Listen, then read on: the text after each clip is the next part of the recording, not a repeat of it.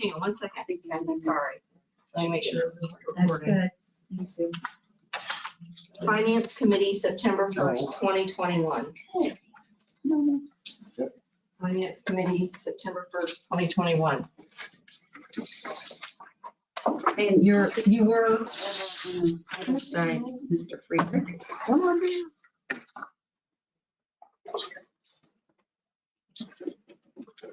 Okay, we'll call the meeting to order. I need approval for the August 4th, 2021 regular meeting minutes. So we might have a motion for that. Member Lehman made the motion in a second. Member Friedrich made the second. Are there any additions, corrections, or questions regarding that? Seeing none, all in favor? Oh. Thank you. All in favor of approval of the meeting minutes, say aye. Aye. Opposed, same sign. Motion passes. We'll move on. Do we have any appearances by the members of the public or county employees? Chairman Metzger, no, we do not. Very good. We'll move on to departmental matters for A1. And that is the county clerk, a request for approval of the Illinois State Board of Elections fiscal year 2022 polling place accessibility grant. May I have a motion to put that on the floor, please? Member Woolrab made the motion, and we have a second with Member Lehman. Does anybody have any questions? I did have a conversation with Ms. Michael. She said this is nothing unusual. This is it was $5,000 grant to do van accessibility signs, stripping, and signage for handicap parking for the upcoming the election for 2022, I guess. So, any questions? All right. So Lyman. Yes, I'm sorry. Just as a mode of clarification, so all of these items that are looked to being purchased, are they things that can be reused through future elections, or is it more so stuff that would only benefit one particular election cycle? It would be retained. Obviously, the signs are reusable, the stripping, and that for making sure that there is handicap accessible. All of that would then, they'd have stripping would be retained. It should not have to be done every year, so. Okay, I guess I just didn't understand what stripping was necessarily, so that's great that it can be Strips reutilized. in a parking lot Yeah. or a parking place. Okay, fantastic. Let's just make sure that our handicap spaces are available for, especially at all of our election locations, so.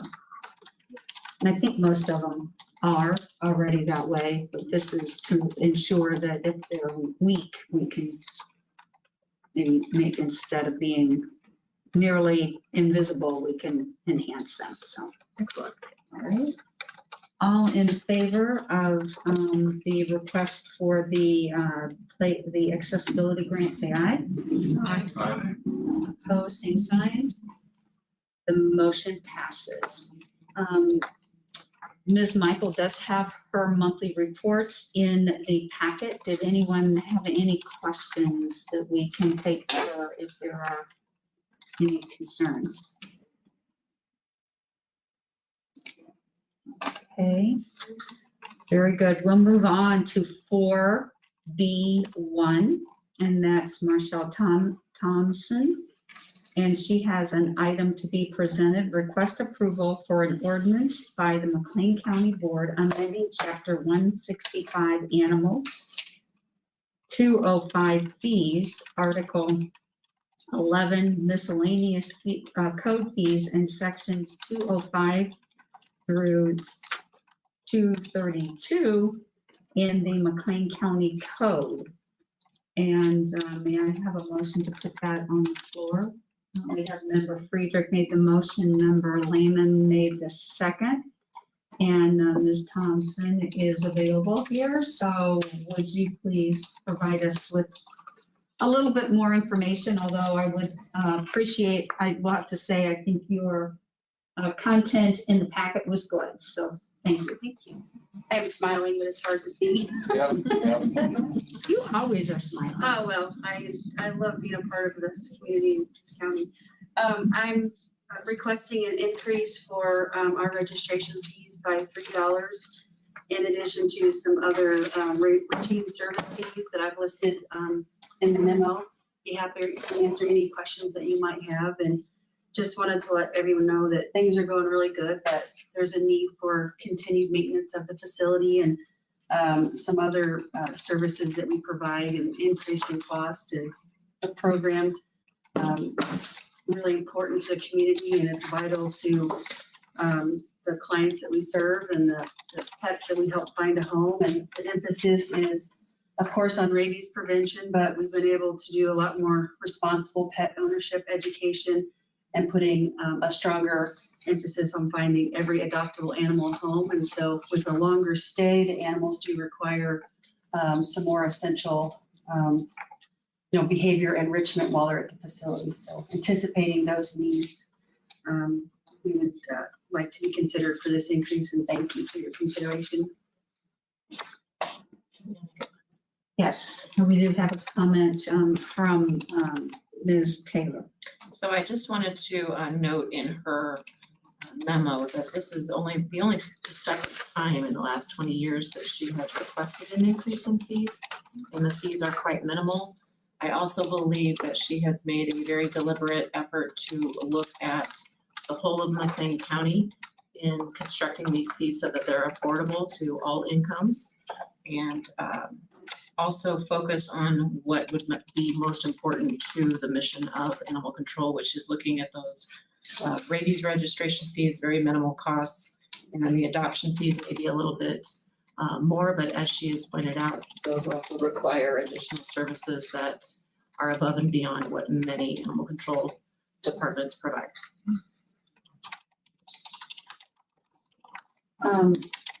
Does anybody have any questions? Member Lehman. Yeah, I do.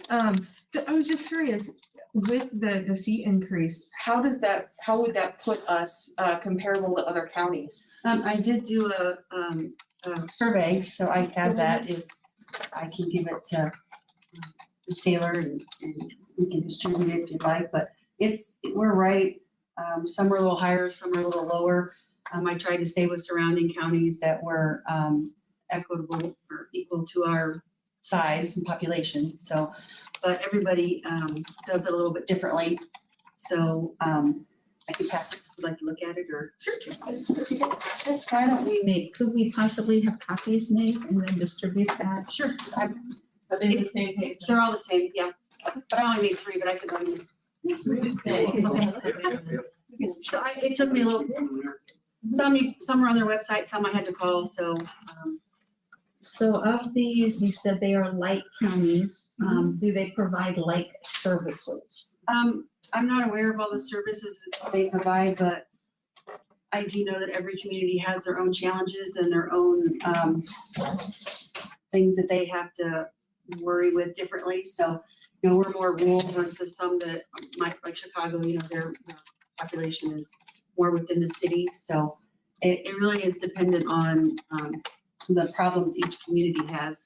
Like for right now, we're really struggling with the unwanted pet population and cats. So if we can try to find a better resource to help alleviate those unwanted pets being born by providing a stronger spay-neuter program, which is why I asked for a $5 increase on the differential fee, which that program is used for the McLean County Pet Population Control Fund. And that's used to offer services to low-income citizens to cover the cost through their veterinarian to get those animals altered. And so it maintains the relationship with their vet. It's paying the cost their veterinarian would charge. It's keeping it within our community and not sending it elsewhere. So we do use that for offering assistance with just so much with citizens who need that. So I think that's a great benefit of that program. the adoption fee, you're talking about raising that a little bit. Traditionally, we had our adoption fee set up where the fees were set up for $35 for a neuter deposit, $40 for a microchip deposit, $8 for a vaccination deposit. Adoption fee was $10, the registration was $12, which totaled the $105. The customer would get a voucher because they prepaid towards that service, and then they would take it to their veterinarian, use the voucher towards their bill, and then pay the remaining fee. So it was almost all on the adopter paying all of the fees for the services. With the generosity of the McLean County Minson Fund, we're able to offer some of those services through the donation process. So they're not being charged that $105, they're only being charged the $22. So, which would be the $10 registration and $12 registration, $10 adoption fee. So that's why I asked to bump it up just a little bit to help cover some of the longer housing for the animals and feed costs, and but yet keep it very affordable so that animals could still be obtained at a reasonable cost. And so they're not gonna be paying the $105 unless they ask to take it to their own vet, or maybe they come from another county, or they prefer to maybe they have a really special relationship with their vet and they wanna, and they can have, and they have the resources to do so. So we leave all the options out there so that anyone can utilize our program.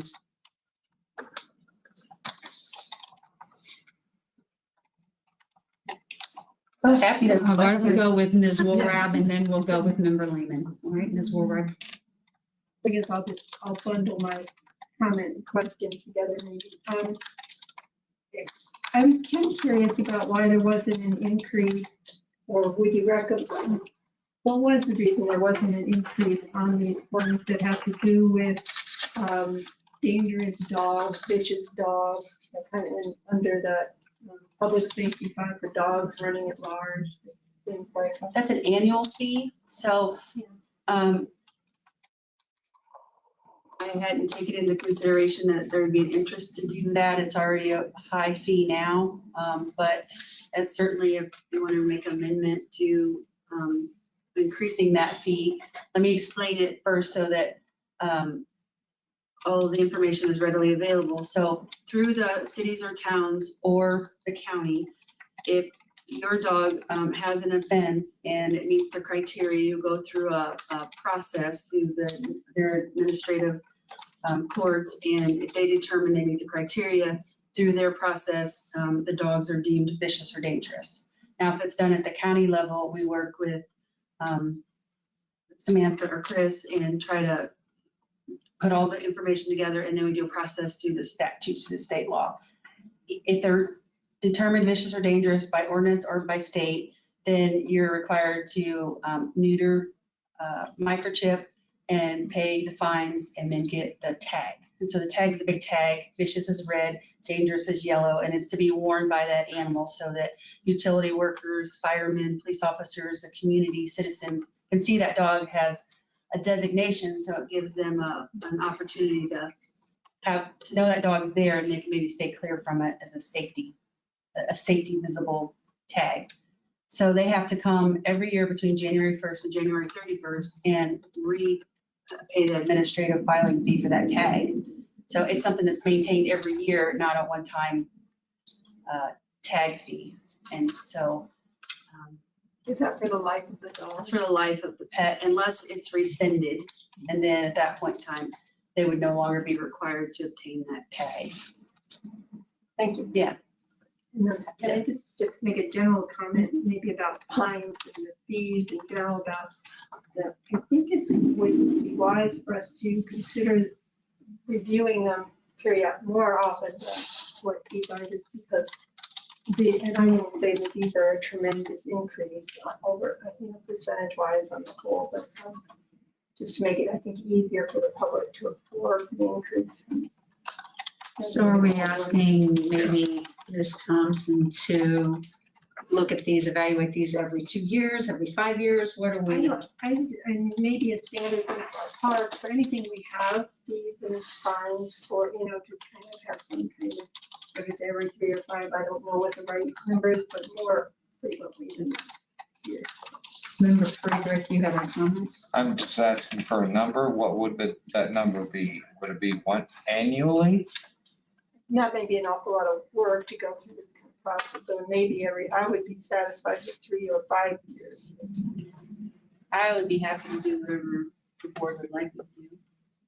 Anything to help the community in the I program. don't think we need to vote on it, but I think if we can come up with a number, 3 or 5, probably every 3 years, take a look at it, because the numbers, I mean, we're getting, especially in your operation, you have a significant increase in costs. I mean, there are food, and fees or vet charges, supplies are constantly going up, and if we don't try to keep something in line, 20-year gap, I think Ms. Woolrab, Member Woolrab identified is probably a little bit extreme, so maybe I agree.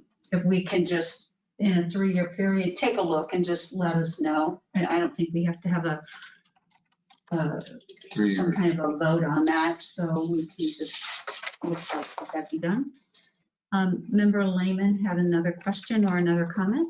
Yeah, I was actually gonna ask a two-parter. The first one was about a fee study. It seems like we have a lot of conversation going around. So with this in going to a suggesting every 3 years looking at it, is that something that we're considering then for all departments that would have fees involved? I mean, we've seen some fees raised through the clerk's office. We had some fees raised in the Parks Department out of Comlar recently. Is that like a department-wide thing that we would think to do, or is it more so just speaking to it in regard to the animal control department? I think what we are talking about is strictly related to things within our area of responsibility, which would be the animal control. And then we do have a fee study going on with the county clerk. The treasurer's office, I think we've had some discussion if, and I can't recall if there is a late fees and all of that on paying your taxes. That might, I think that is I'll talk to you when I come legislative or back to something. the table. Yeah, okay, if we can talk about that. I was looking for you and I didn't see. We can so speak thank you about for it speaking briefly up, when I come to the table. Ms. McNeil, thank you. And so that was kind of what I was thinking, but we have Member Erickson. Go. You go, ahead.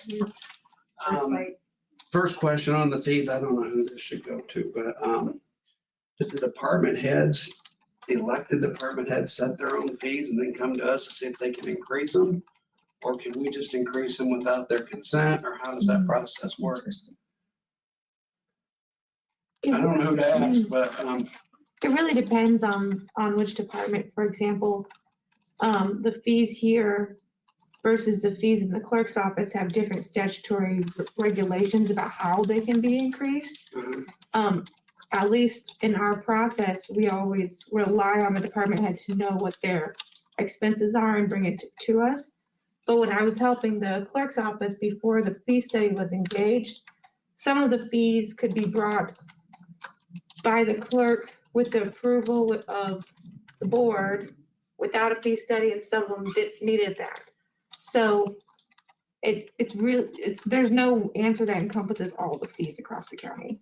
because I was just wondering, like, if we just go in and start raising everybody's fees and the department head doesn't want their fees raised, I mean, you could have an issue there too.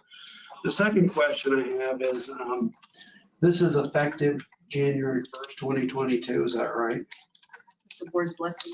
Okay, I have a dog which I have to get her rabies shot and parvo shot next week. And do I have to recuse myself because I have to pay this fee? Come on, I just want to make sure I don't have to, because poor Shakira needs her shots and I gotta make sure she gets them. You know, and I guess I don't have to recuse myself. Good. Another comment, there was also, we did an analysis and we did reduce the late fee and it didn't have a negative impact. So we were trying to help, all things in consideration. And our program is just so wonderful, but it does need a boost to get some of the things accomplished that we have. And it's Just wanted that ask. And then the other fees that are out there, the one I wanted to talk about for the surrender fee, it's only $5 now. And so we thought that $10 for the total of a surrender fee, if you brought an animal to us, is not too much to expect. And then the $25 increase on the specimen fee, that's just because it is $25, but to send a specimen, the actual cost is $61.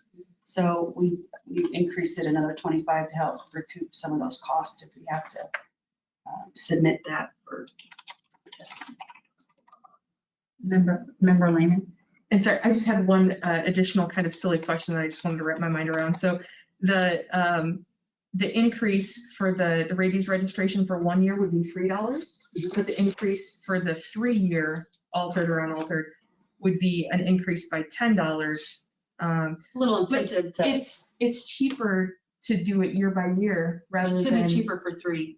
The reason why the unaltered is more expensive is the differential fee.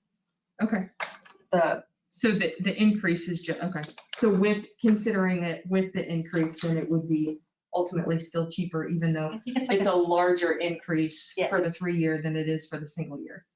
I was hoping to accomplish, getting a 3-year vaccine is better because it's a longer duration. But a 1 year is just as good. I mean, but getting that done, then people forget sometimes, you don't do it as much, and it's better for the community. Member Friedrich?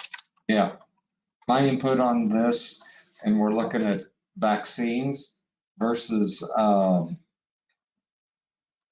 marriage license certificates. We had this discussion a couple weeks ago or months ago, and I'm like, and my opinion is that we can't micromanage you. We can't micromanage all the other things. And my opinion is that we rely on you for the increases in what it is that you need to do your business. And that's all I'm saying, whether it be your department or anybody else's. And I respect that. That's my opinion. I thought you were gonna say that we have to have an altered status on a marriage certificate. Well, that Okay, so all in favor of the request of approval for a fee changes for the animal control program, say aye. Aye. All opposed, same sign. It appears that it has passed, so thank you very much. Thank you. Any additional, her monthly reports are in the packet. Does anyone have any questions for Ms. Thompson? And would you want to share anything? Administration is doing a great job helping us with the continued repairs and the ongoing construction. So things are getting accomplished, and we appreciate that. And all the animals are doing really well. We do have a lot of dogs and cats right now. It's just, it seems to be like we've got a bunch of kittens that have come in, so. It's fall. It's fall. It's fall. We always have the fall season. I don't know why that happens, but we usually get more kittens this time of year. And so if anyone's interested, if you could just share, there's plenty of adoptions available through our program. We are having an event at Tractor Supply. I don't have the exact date. I will get that date to Julie, and then she can include that there. It's just an adoption event, but then now we're going back to restrictions again. So we started it when it wasn't, and now we're gonna keep our commitment, but see how things go in the future. I don't know, staff is working really hard, and they deserve all the credit, and every day they're there and take care of stuff. So I appreciate that. And I know you guys I thank them all the appreciate time, it. I but appreciate it. I wanted to publicly say it. Thank you to all of our hardworking animal control wardens and office staff. Thank you very much. Thank you. We'll move on to 4C, And that's Michelle Anderson. She has no items to present for action, nor did I see any reports. So that can move us on to 4D1A. And we have Ms. McNeil with us, and that is a request approval for a resolution authorizing the county board to execute a deed covenant. And I'm wondering, no, one's a deed covenants and one is a standard text. So that's found on page 27 and 28. So may I have a motion to put that on the floor? And we have member Friedrich made the motion and member Woolrab made the second. And Ms. McNeil, the floor is yours. You. So the resolution authorizing the county board chair to execute a deed of conveyance, that is what we are doing when we are taking an item in our surplus property portfolio and selling it to an interested party. Yeah, so we have a real estate parcel. Property owner failed to pay the taxes. Taxes were sold. Trustee acquired tax deed. And now the village of Aerosmith has submitted an offer to purchase that property. So. Does anybody have any questions? So when it does get to this point, it has been a number of years since. Correct. It has been a number of years. Yes. And this one in particular would have been tax year 2017, sold 2018.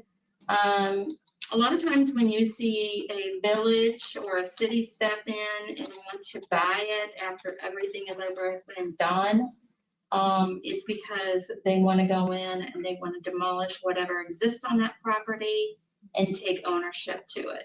Or they've already invested a lot of money in cleaning it up, or they are in the process of demolishing and they want to go ahead and acquire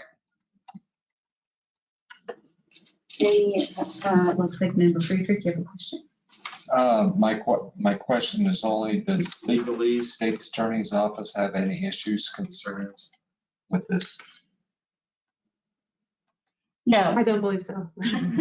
this is a process outlined in Illinois state statute. I get it. Very, very detailed. Exactly. Yeah, very, very it's a process that's outlined in Illinois state statute. It's the way in which the counties are able to handle the parcels that are not paid for whatever reason. In most cases, property is abandoned because it's uninhabitable. So, I'm just asking the last and final question. Hey, Samantha, are you okay with it? Yes. All Yes, right. thank you. I have no problem. So, Okay, no other questions? All right, all in favor of the approval of this deed of covenants, to execute a deed of covenants, say aye. Aye. Opposed, same sign. The motion passes. We'll move on to D1B, and that is a request approval of a resolution authorizing the county board chair to surrender tax sale certificates of purchase. And those are found on pages 29 through 33. And those appear to be all mobile home. Can I have a motion to put that on the floor? Member Friedrich made the motion, and the second, Erickson. Thank you very much, and Ms. McNeil. okay. So in this case, we're surrendering the tax sale certificates. The redemption period has expired, so this is the proper way for us to proceed. The property owners came in at the last minute and decided to pay the amount that was due. And so that's what this action is doing, allowing us to surrender it so they can keep their home. Any questions? is what we want, right? Looks like. So it's not an issue, in your opinion? No, this is very good. It's cleared off now. The Yes, property, basically what you're doing is the taxes were not paid for several years. And through this process, the trustee acquired right to title, but this program that we have a contract with the trustee's office to administer, according to state statute, gives the trustee the ability to still work with those property owners, and that's what they've done in this particular case.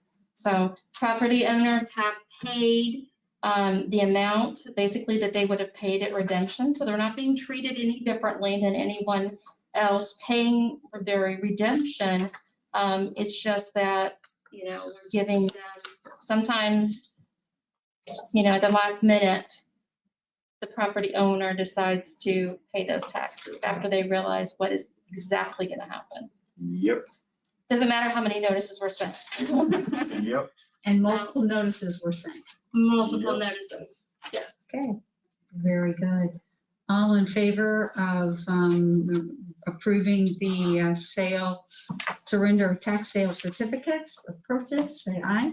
Aye. Say, opposed, same sign. The motion passes. And last, we're at D1C, and that is to place on file the county treasurer's monthly financial reports, and they were distributed to us. And may I have a motion to put that on the floor? We do have Member Woolrab made the motion, and Member Lehman has a second, and then Ms. McNeil. So your sales tax for the month of August came in really, really well, 44% higher than August of 2020. The local use tax is down. The income tax is also down significantly. PPRT is down.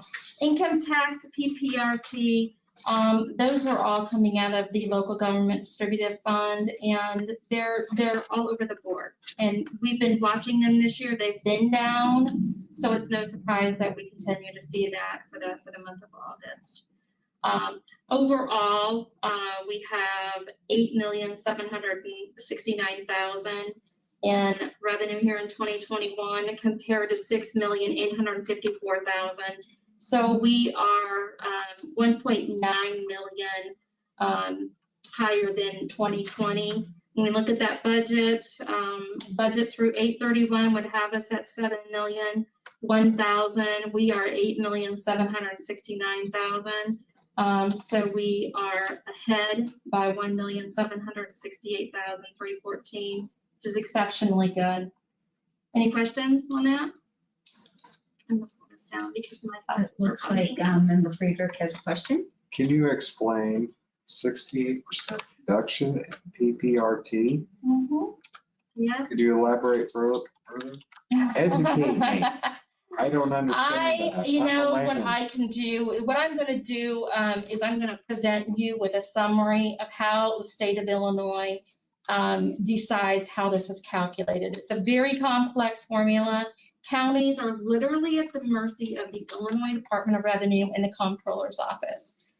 We have no say whatsoever in this calculation. Also,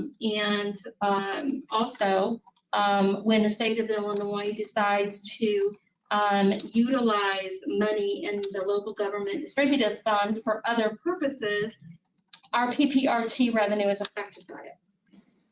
Okay, so when you hear the state of Illinois talking about reducing payments to local governments from the local government distributive fund, this is the result. Okay, it's also a result of the revenue that they have collected from income, business and operational income. So how do we as a committee go before the rest of the board and give our consensus on this? When I don't get it. And I'll be honest with you. I see this on these negative numbers and I'm like, okay, what's that attributed to? What's that? And it keeps getting worse. And we as a committee have to go before the entire county and go, here's our tax revenue. This line item is 70% under. And I'm not blaming that on you. I'm not, but we as a committee have to explain that as a committee. Right. And we as county treasurers also have asked Illinois Department of Revenue and the Comptroller's Office for more information on that. And I mean, when less money goes into the pot, that means less money is distributed to 102 counties. And remember, WillReb has elated that on a number of different levels. You know, it just keeps getting pushed down, pushed down, pushed down. And Yeah. I'll I can stop. make I'll stop. a comment just from a township perspective. We have the same thing. Yep, We have everybody does. no idea at PPRT how much it's gonna be. So and the challenge that I think that our treasurer has, it's on a bigger scale when you try to budget. How much do you put in the budget for the PPRT? And I think she does her best to guess at that. She does, and I'm not beating her up. And I'm not. Okay. But I mean, you're going to have months where you're going to see PPRT substantially higher. And I'm going to reach out to the Comptroller's promise? Office and You promise? I mean, there are times in which that happens. But you know, when you hear about the state of Illinois, talking about reducing the distributions from the local government distributed fund, you know that is going to affect revenue coming to the county, as well as every municipality and other county in the state of Illinois. That's why a lot of counties, I'm sure that you have lobbyists, but over the years, the different lobbyists have really watched this and have done a very, very good job. And I mean, it's a very difficult job, but I mean, if it hadn't been for the different lobbyists and so forth that your government association has, it would be more. So, yeah. I mean, what I'm saying is they would literally take it all if they could. Oh, Member Erickson? I may have refreshed my recollection. Didn't a few years ago, they gave us too much Yeah. and they wanted it back. On PPRT, yes, on You remember that one. PPRT a couple years Wanted it ago, back. yeah, they had made how an many years error. ago? Probably 3 years ago. Yeah. The state of Illinois had made an error in calculating the PPRT distributed to each government entity from that local government distributed fund. And then they sent a letter and they said they were going to take it back. At first, we got a letter that said we were going to owe several $100,000. And then what they ended up doing was just reducing our distributions. So, yeah, it's an ongoing conversation that we have, and it's really too bad that the state of Illinois reduces this money that obviously local governments desperately need. So, yeah. But in McLean County, we are fortunate that our sales tax is performing very well. So, Keep buying McLean County. On the whole, we're up. yes, we 20, are. almost We are. We've been 20%. doing very well on sales tax. So again, so far year to date, you're up 1.9 million, and you look at the numbers in the budget, and you compare them to where we are as of August, and we're about 1.7 million ahead.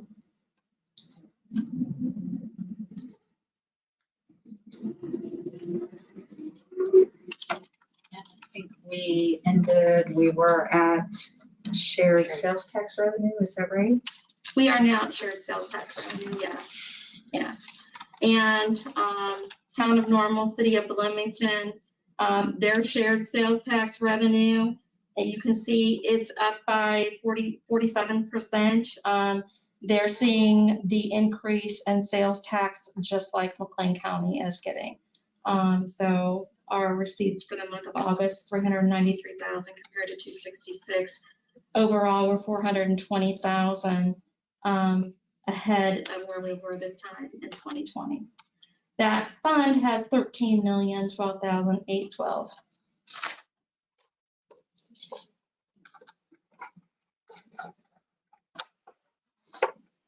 Property tax revenue, through the end of August, we were at 19,240. We are getting ready to distribute again. We have about 30 escrow files that are coming in right now between last week, this week, next week. So that's going to generate the first distribution from second installment taxes. And then moving on down to your motor fuel tax, 178,000 in regular motor fuel. The renewal fund, 128,973. Then you've got your township motor fuel, 149,000 coming in, and that renewal fund bringing 108,198. So the extra gas tax that you and I pay at the pump is bringing close to 1.7 million from the renewal fund to McLean County. Okay. Treasurer's report. Interest rates are just rock bottom still. I mean, they're awful. And that's really too bad because right now we're sitting with $93 million in the bank.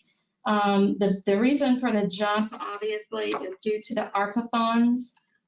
During the month of August, we received the ARPA. The first tranche of that, $16,657,000. That is sitting at in that second section down there, the last line. It's sitting at Chase Bank. I have this rate in here because I haven't changed it yet, but that account is getting restructured. It is now at 0.05. The Illinois funds rate is actually at 0.02. So we are actually going to be meeting with Chase Bank tomorrow to start analyzing what they would propose that we do during this time in which interest rates are rock bottom. If they've got any suggestions, I want to hear them because this is $16 million that we have, although because of the deadline to utilize that ARPA funding, have it obligated is it 2024, correct? By the end of 2024, all of the ARPA funds must be spent or at least obligated. You must have a contract in place or something like that. So I'll be talking with the administrator's office because we have this 16 million, but we only have 2 to 3 years, so we can't go out long-term whatsoever. And it has to be there liquid so that it can be utilized to offset whatever expenses are incurred within the budget. Did you say 0.5 or 0.05? 0.05. Yeah, 0.05. Yeah. If I said 0.5. Well, No. just clarify. 0.05. Okay, thank you. I wish I could say, Difference. 0.5. I really do. It's really too bad. Hopefully interest rates will move next year. Will they, did you ever ask a question if they will charge us? If they will charge us a negative?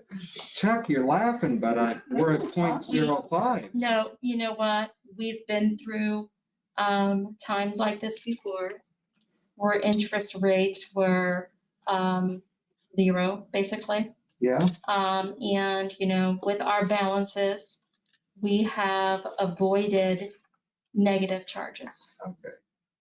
I'm not laughing at you, I'm laughing with you. No, I But the get most it, important but thing But the most important They're thing, gonna charge us for having money in their bank. but you know why they would charge us? They want us to invest. No, they would charge us for insuring it. That's basically the banks are losing money because they are paying a quarter of a point to insure anything over the FDIC limit. So And you I'm- can tell that I'm only getting 0.01 or 0.05. In some cases, they are losing money. I get that. Because So they are I'm counting- collateral- I'm counting 5 banks here. How many banks are you counting? I'm thinking of collector funds too. And that's found in this first section on page 2, correct? That's the Second collection fund. No. Counting. The collection side, the kind of collector accounts are not reported to McLean us, County okay. government. Because those are funds that belong to 200 taxing bodies. So how many total financial institutions have you got $16 million invested in? Total number. Are you referring to the ARPA funds? Because the All of ARPA it, funds all right of it. now, well, Commerce Bank, Chase Bank, Heartland Bank, Illinois funds. Yep. I mean, there's Illinois funds holds the bulk of what we have set aside besides Chase Bank. Keep in mind that you right now are sitting on your first installment property tax receipts and getting ready to get your second installment, and you're going to be utilizing those for the next year or for the next 9 months between now and May of 2022. So where cash is going to be high right now, and we're going to use that cash September, October, November, December, January, February, March, April. Okay? So cash is going to be high right now. And if you add the ARPA funds to that, cash is going to be high right now. McLean County is very, very fortunate to have the reserve that we have.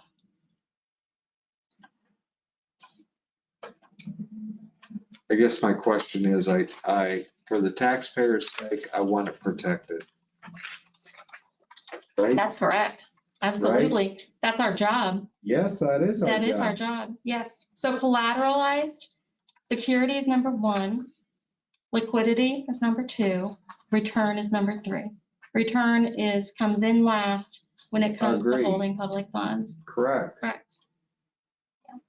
So So we're it's good. protected. Thank you. All right. Ms. McLean, continue. So, moving on, we have the employee benefit Blue Cross Blue Shield report. This is your self-insured program. Your expenses for 2021 are currently at $3,396,000. This report is only through the month of July because this is September 1st, so there's no way we can pull anything yet for August. It's simply not ready on the Blue Cross Blue Shield website. So your expenses through the month of July, $3,396,000, down $116,000 compared to where we were in 2020. Any questions?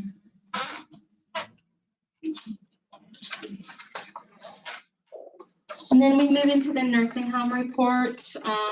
The nursing home reported their July revenue on their major sources, $467,000.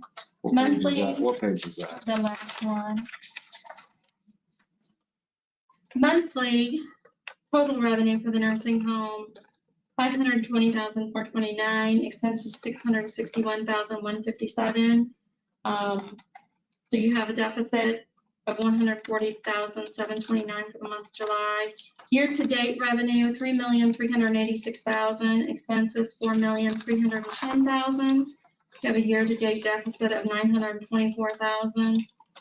The outstanding accounts receivable, we started the year off with $3,430,000. The nursing home has an AR balance currently $3,025,000, so that is down by $405,000. Very good. Cash, nursing home began the year with $1,276,000 in cash. Cash is currently at $407,261. That's down by $869,000. Equity, the nursing home began 2021 with $3,827,000 in equity. Currently at $2,903,000 equity. That is down by $924,427.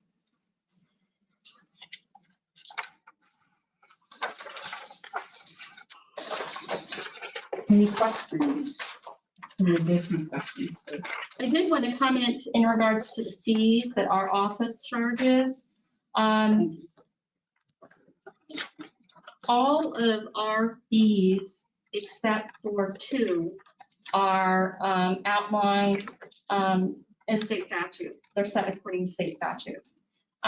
There is, so for example, the interest penalty on delinquent taxes set by state statute.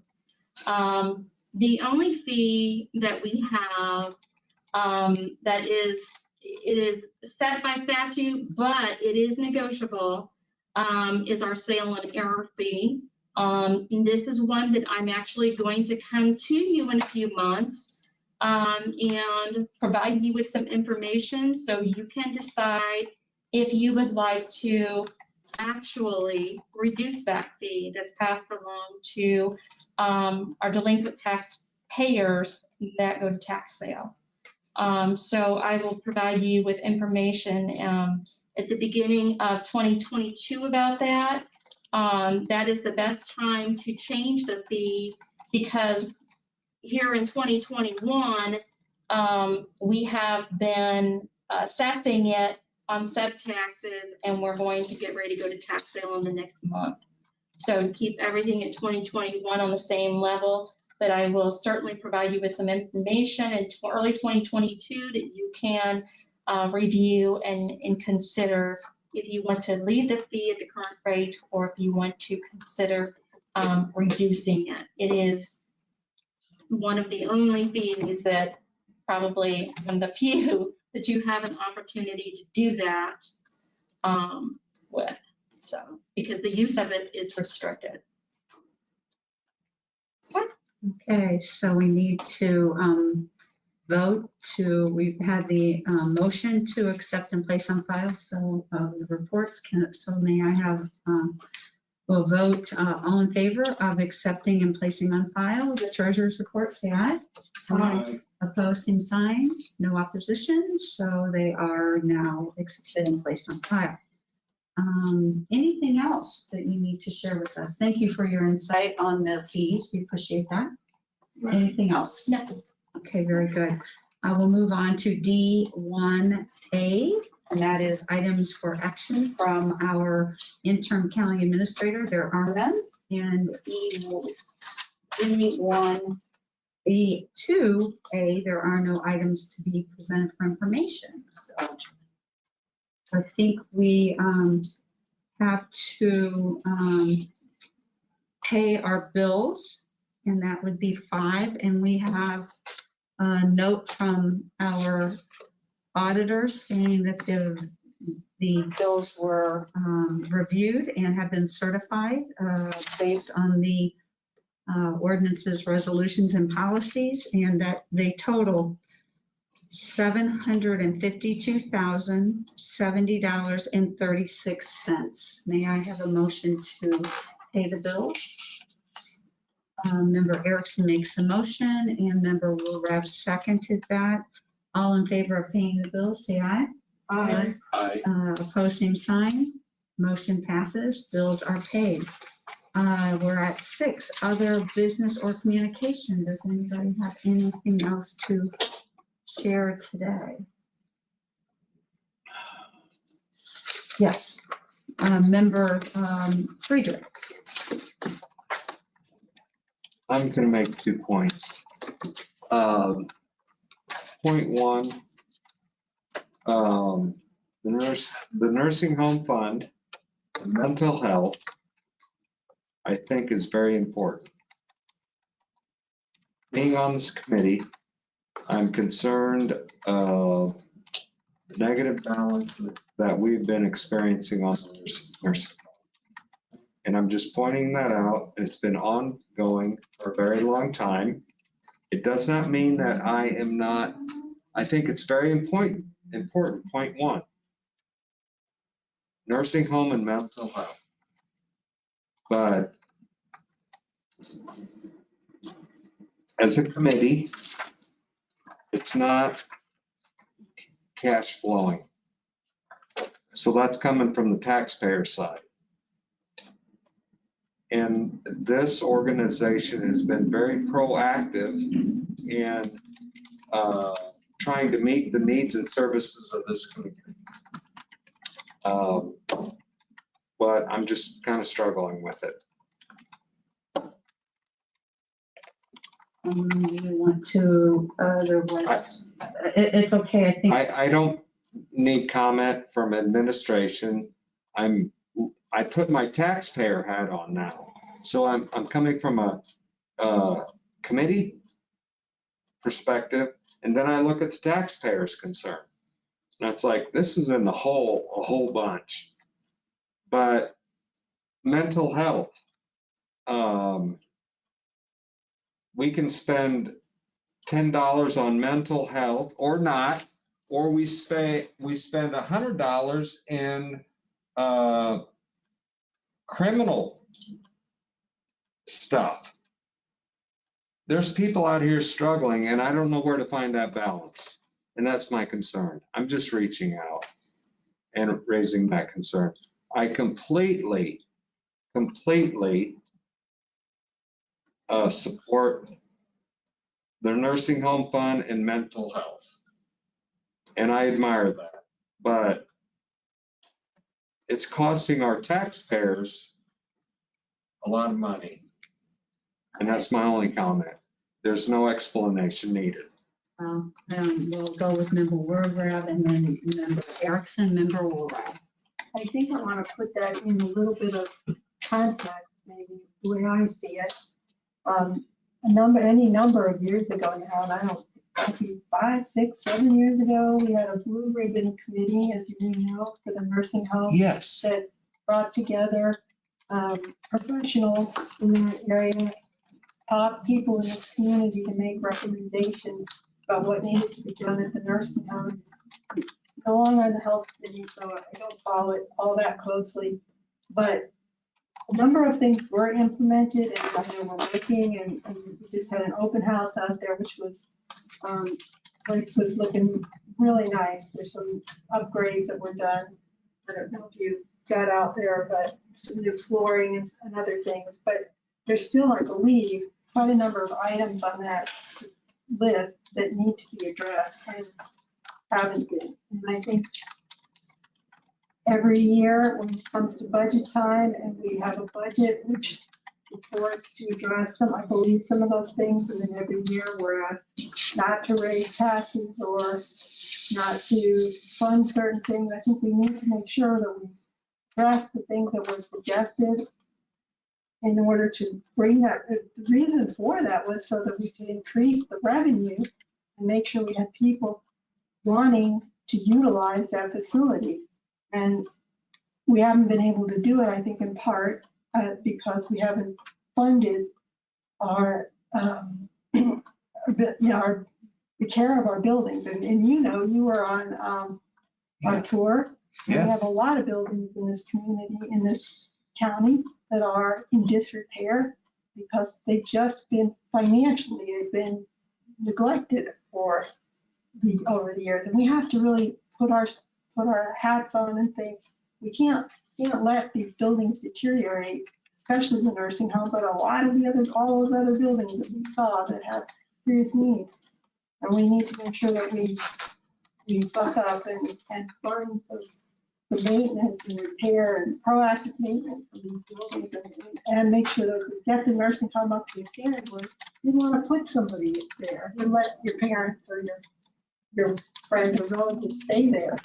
And if it's people, why would they want to do that? They're hesitant to do it if it doesn't look like a good place to stay or it isn't a good place to stay. The care there is good, but needs all those spaces that we haven't wanted to fund very well. So hopefully we can agree to do that in the future. Let's go to Member Erickson and then I would separate out the buildings and the operating fund of the nursing home as two separate issues. But in my view, probably it's time for some committee to look at the recommendations of the Blue Ribbon panel and see if they worked. And see if we're where we're supposed to be, and see if we should continue on that path, because it's been 3 or 4 years and we always want to evaluate fees. We point a panel, we ought to assess whether that panel's recommendations have even worked in the first place. And then I do have a question for administration. Now, I'm going based on my recollection, which isn't what it used to be, but I was thinking there was a point when the nursing home always used to break even. And I can't remember when that was. It's probably been 7 or 8 years. Cause I don't think it broke even. It used to break even, I think about the time when Ben Owens was chairman of the finance committee. I can't remember. And that had to be back before 2016. So I would kind of like to know what's been the history of the nursing home and its status. Because I was thinking, we used to always keep it at almost a break even point. And somehow it flipped at some point when it flipped. So I'd like to see that if I could get that at some point. If you have that, add that to the 10 million other things you already have on your plate. I am on the health committee and I will tell you that there have been strides made. There has. I think you're talking to everybody, not just me. Yeah, no. Not just you, obviously. There have been strides made and things done on that blue ribbon. There are still things that are outstanding on the blue ribbon. The major ones have been having those connections with the hospitals to get those Medicare patients in. We only have one of those completed.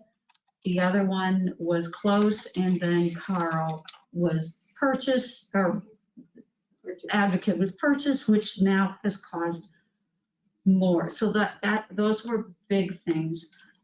We did make strides with a new administrator, and unfortunately, as we know, the administrator was plucked away because she was good. And she is now at another local facility.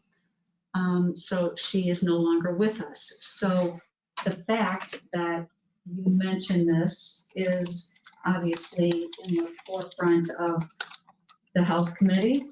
I can't speak for the chair. I can just speak as a member. We have been challenged in addition because of COVID. Obviously, no one wants to put their loved one into a facility, regardless of whether it is plush or has concrete walls. We went from just a year ago having, and this was during COVID, right? We had 78 residents, we're down to 65. The break-even point is a little over 100, I believe. So we are significantly lower than that. Therefore, the revenue doesn't come close to the expenses. So that's what I can offer. I think we'll let Ms. Taylor talk about a few other things that have taken place, and maybe, I don't know if you have any thoughts. I do. So first of all, 2 things were mentioned, mental health and the nursing home. So with mental health, that has been an area of priority for our community. We are a trauma-informed community, and this board has prioritized mental health as an area that they would like to invest in. So Yeah, some of those projects are not developed because of their cost effectiveness, but for their ability to provide services across the continuum of care in McLean County. So that's what I'll say about mental health. As far as the nursing home fund, our blue ribbon panel still stands today. We still meet on a quarterly basis with the blue ribbon panel, which is made up of experts in the field of long-term care. We have had many challenges with the nursing home. About 10 years ago, we were a profitable enterprise fund. There were many changes, including changes to leadership, but also changes in Medicaid and Medicare reimbursements about 10 years ago. And I think that was the impetus for us to become on this trajectory of a decline in our revenues versus our expenses. In the last 2 years, that's what I'm most, I would say that my expertise as far as the nursing home goes, in the history of the nursing home, it is best if I just go back 2 years when I've been in the administrative offices. We have looked at cutting costs. We've cut costs by over, I'd say it's about 400,000 with operations in the last year. But I will say with the operations side, we have done many things to look at cutting costs and raising revenues. We closed a wing for a while to reduce our staffing costs and our reliance on agency. Unfortunately, we were forced to open that wing back up and to increase our agency staffing due to COVID because we needed a place to provide a separation for quarantine and isolation. And so that was unfortunate because it seems like as soon as we make a couple steps forward, then there's a step back. In addition, we had another changeover in leadership right before COVID started in April of 2020. We were fortunate enough to get a new administrator and we are in the process right now. We just had a second interview today in finding a new nursing home administrator, and we have some positive and promising candidates for that. The Blue Ribbon Panel, most of the recommendations that they made in suggestions to operations, we have implemented, including a liaison that meets with the hospitals to try to recruit referrals. We were successful in raising our star rating for several months, and that also impacted our referrals. And to date, I will tell you that since the report that you have is from July and had a lesser census count, we are up to 78 in our census count today. We were at 80, but then unfortunately we had a couple of people pass. And so we are making, slowly but surely, we're getting back to where we were pre-COVID numbers. Chairman Metzger is correct that our break-even point is about 100 to 114 residents. That kind of fluctuates a little bit because it depends on if they're private pay, if they're Medicaid or Medicare. As far as the building costs, you will see in the near future, including at the property committee tomorrow night, that we have some recommendations to put before the board to use ARPA funds to facilitate some of those building costs that have been neglected through lack of resources to address those. And so we are looking to use ARPA funds where appropriate for that building as well as many of our other buildings in the county. So we hope to see a turnaround. I agree that it is of concern and something that is on our radar to look at. Kathy Dreyer and I reviewed those financials. We call the treasurer when we have questions about the financials. We are working with the interim nursing home administrator who happens to be the director of nursing, Kim Bolster. She's a sharp cookie. It was her idea to start the hospice wing for the nursing home. And I think that we still have some fight in us to turn that place around. I still have follow-up. Yeah, I mean, I dispute the idea that there was a lack of resources sometimes, and it was priorities. We shifted priorities into mental health. And we really did shift them away from buildings and other things. I mean, and if you're gonna vote for mental health, you're shifting your priorities away from upkeep of buildings to other things. So it hasn't always been a lack of resources. It's just been shifting priorities of what we thought were priorities. In regards to the nursing home, I would only say that it's kind of like, I analogize this to the Titanic headed towards the iceberg. I mean, you try to make all these changes to avoid the iceberg. You change the captain of the ship. You do this, and you're still headed towards the iceberg. And at some point, either the recommendations are working or they're not.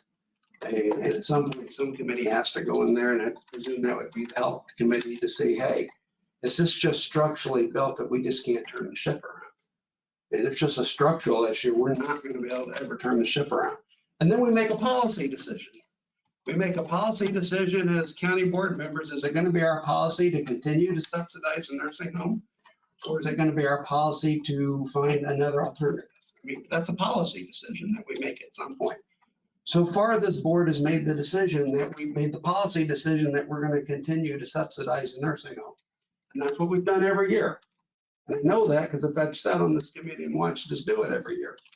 But at some point, we do have the right to go back and look to see if we still want to maintain that as a policy.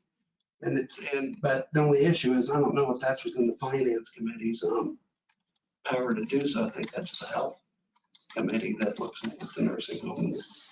I don't know what we have any authority to do anything there. Is my thought. That would be a series of discussions between several committees, I believe, and we would probably form a work group to look at the viability of that. But as I stated just a minute ago, I believe that we still have some opportunities to turn the financial situation around. But how long do we continue to explore those opportunities? Are we going to do it for 5 years, 10 years? Because I think that's what the members are wanting to know at some point. How long do we continue to stick with this, or go back and reevaluate the policy? I think that's. I'm what not we're sure we asking. have 5 years if you look at how much we're draining. Yeah, I don't know. I don't either. I'm just saying, I don't think there's a 5-year ability to continue doing that because if you just look at the numbers that we were just given by our treasurer, I mean, that equity fund just since January, it was $1 million more. Yeah. So that's pretty significant. So we wouldn't have 5 years, right? I can tell you, as I look at the numbers again, now this is based on a census of 65, not 78, so I don't know what those numbers are.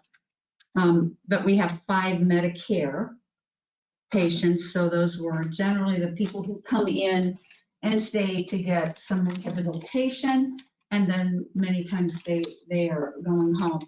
We have 41 Medicaid, which are people who are unable, they have no ability to, we have our government, our public taxpayers are helping fund their care at our nursing home. We have 16 private pay and 3 VA. So looking at that, the VA, I understand, doesn't pay very promptly and probably doesn't pay at the level that we need them to pay. Medicaid doesn't pay promptly and does not pay at the level we need them to pay.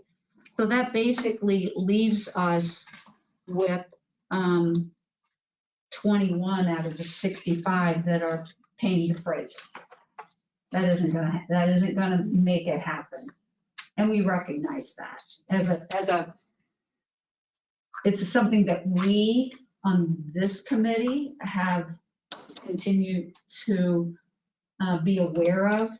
But I think Member Erickson made the point that the nursing home falls under the responsibility of the health committee. And I know that our chair on that committee is aware of this, and there are discussions have been constantly underway, but continue to go that way. But as far as the blue ribbon panel, I think, as our administrator indicated, still meeting quarterly, still trying to check boxes off, and not just to check boxes off, to actually make things happen. Things that are still outstanding are some marketing type things, and at this point, I'm not sure that we should go forward with a whole lot of changes with that, considering what we've got going on with COVID. I mean, it's very difficult. So I have nothing more that I can share. I wanted to add something. Yeah, I just want to say, I mean, that's still a policy decision. I mean, if you're going to make a change now, do you make the change because when you're in the middle of COVID, do you wait till COVID's over with? Assuming COVID will ever be over with. And you make the change ever. But, I mean, some of the things you mentioned are still structural problems. I mean, when I voted in favor of the Blue Ribbon Panel and its recommendations, it was with the understanding that, yes, we'll continue to subsidize it, but if eventually we were going to right the ship. I mean, the idea was we're eventually going to get it to where we needed it to be. And if it's not ever going to get to where we need it to be, is that because it just structurally can't get there? And there's just no way structurally we can ever get there. And then if that's your question, then your answer is, do you have viable alternatives in the community to take care of those people? One thing that have to be explored, if there's viable alternatives to take care of those people. If we made a policy decision that we weren't going to subsidize it. And when I say subsidize it, correct me if my terminology is wrong, but basically you're taking money out of the general fund, okay, to make sure this thing stay afloat, right? I mean, Well, I do want to point out that they had a large fund balance of several $1 million. And so we have been depleting the fund balance that has been. okay, all right, but we're taking it from some source. So we've been taking it from the enterprise fund balance. It has not been come out of the general fund. Okay, Not yet. Not yet. all right, thank you. I wonder if, we're, with the numbers that you cited and the history that you've gone over for us, thank you for doing that. If this isn't a legislative committee issue to bring forward, it's good luck, I know, but to request from the state that they up their reimbursement rates to at least come close to covering the cost, somewhat close to covering the cost of care.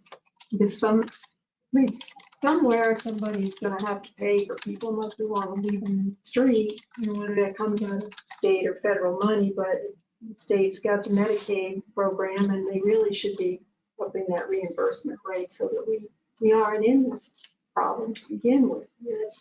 Yeah, I understand. So just for those of you who are on that committee. It's just hard to rely on the legislature for much of it. I agree, That's a structural issue. but it's worth it going over with. I would just, one point for consideration, I would consider in a roundabout way that this is another unfunded mandate from the state. And we have supported other programs that are unfunded through mandates.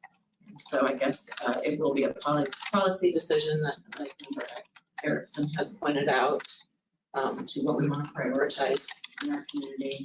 I think it would be worthwhile to speak to legislation regarding the Medicaid funding, but also the VA funding. It is not sufficient to cover the costs of our veterans. See what you start. I'm all about starting it, Chuck. I mean, I'm teasing you. I'm compassionate to the nursing home fund, mental health, and VA, and I completely forgot about that. And I don't want to see it go away. I just don't know how to fund it. That's what the blue ribbon panel was for. to try to And I come up with a way completely to- agree with the blue ribbon panel, to fund that. and I completely agree with that. No, but I'm not arguing with you, I'm only making. a No, point. I do. I'm just struggling with how we find an answer to this problem.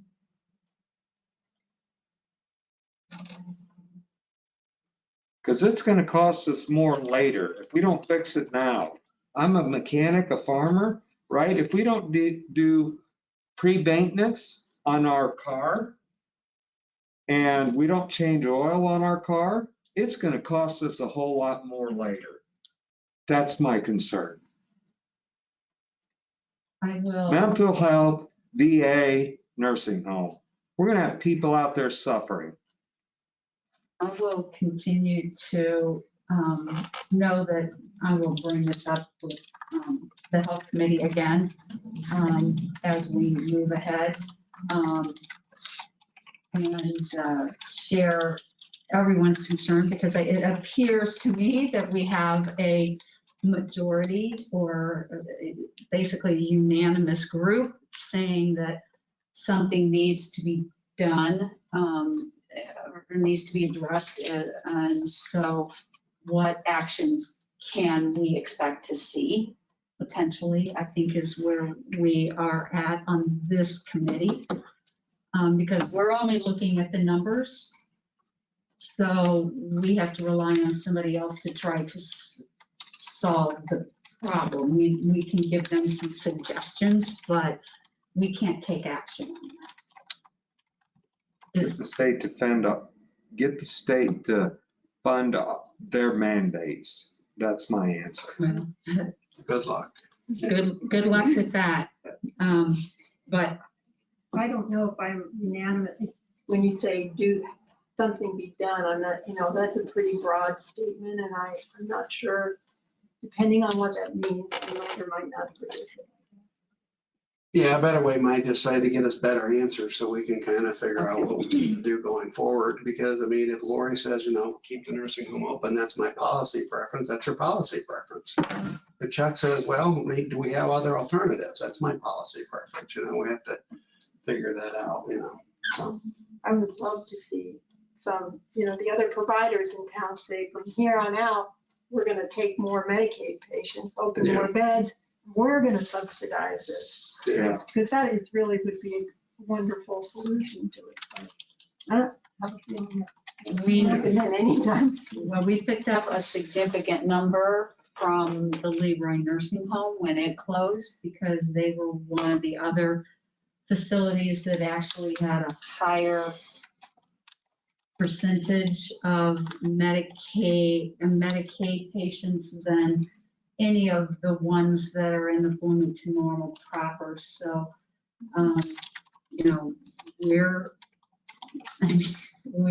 we have more than 50% Medicaid residents. And nobody else has that number at all, not even close. Like 2 or 3 beds, I think, is what most nursing homes provide, 2 or 3 beds out of 100, 150 beds. And they don't want to take more because they'll end up in the same situation we're in. Yeah. And they're for profit, and so they're not willing to take that. And so where does it fall? It falls on the government, the local government. We've seen Champaign County, Peoria County, They closed, they're trying to sell their building. they're trying to sell their building too. So that's been in the past 2 years. So we're I think we're probably one of the only ones remaining. That's a great question. So expand on that. 4 counties around us, they're closing their operations down? So they already have. They already have. Yes, so we are one of about 20 county supported nursing homes left in the state. 20 in the state of 100 counties? Over 100 counties. Yeah. I know, 103 counties? Some of them didn't have nursing homes. Sure. Many did Crazy. not. Where are they going? Where are they going? Well, I would have to believe they just didn't say, let's shut them down and let them starve to death. I mean, they probably figured out there was some other solution. I don't know what it is. No, it's like Leroy. They closed them down, Chuck. They just I got closed the that, door. But they probably made a calculation at some point. They had somewhere else to go. No. they did not. They did not. Don't They're follow- like, Have "We're an closing the option, door." it's in normal. That was your option, because in Leroy, you had the option to come over to McLean County. That was your option. But I'm saying in other counties, when they did, I'm not speaking specifically as to Leroy, I'm speaking specifically as to other counties. And what was their rationale for wanting to do so? And how did it turn out? That's the question you have to They ask. pushed it down the road. That's They your pushed it opinion. down. That's your opinion. You don't have fact to back that up though, Bill. You have no fact to back that up. I want to see data that says they pushed it down the road. I want to see it. That's a policy decision. It's always a policy decision. Lori hit it right on the head. Lori decides I want to keep going forward with the nursing home. That's Lori's policy decision. She can say, that's what my constituents want. If other people say, you know what, maybe we do have a viable alternative, maybe it's something we should look at, then that's something we could do as well. The question is, are there viable alternatives? I don't know right now. And we are not the committee that I know. makes that decision. We fund the committee. We make recommendations. We sound the alarm is what we do. The health committee has to make those decisions. So I'm sorry, Memberly.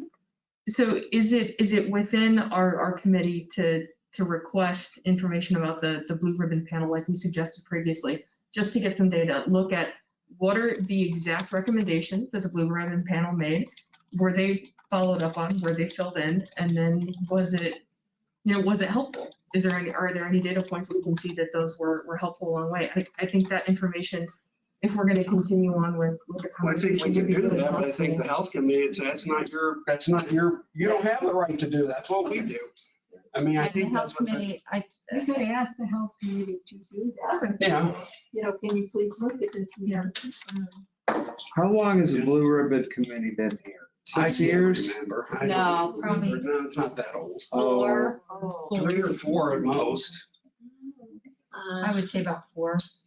2018 maybe, they started. Yes, it is. I don't know. Again, I wasn't prepared for a report or a presentation on this issue at this committee. I'm sorry to beat you up, Cass. I'm not, but you know. That is something that we could absolutely work towards in the future, and it's something again that has been on Kathy Dreyer and I's radar, and that again, those concerns have been presented by our treasurer to us in administration and to this committee. We are absolutely on point to be alarmed and to be cognizant of this issue. I'm on Lawson's radar. That's what you hired him. Any other comments? We will, Beat that horse enough, right? Kick that horse in the Very little good. bit. all right, on that note, I would say we're adjourned. Thank you. I'm joking about it here. I didn't think that.